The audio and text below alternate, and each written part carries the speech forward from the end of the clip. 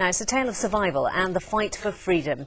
Now, the life story of a Hungarian man who found peace here in the Midlands has been lovingly made into a film by his son.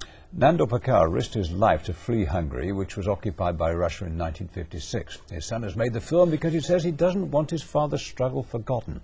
Lee Deaville reports. A true story of a Hungarian teenager's escape from Russian communism. Pekar was only 17 when he made his death-defying mission to flee Hungary and find freedom in Britain. And it's this story which has now been made into a film by his son. After the Second World War, the country itself was then invaded by the Russians.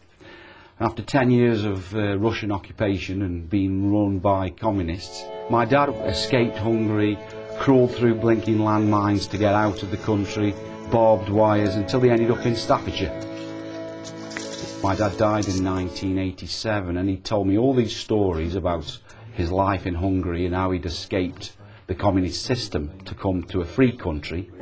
Richard Pekar, who lives in Stoke-on-Trent, has already written a book about his father's life.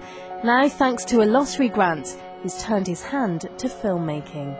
It's got history, it's got violence, it's got romance, it's got everything. So the film is catering for anybody.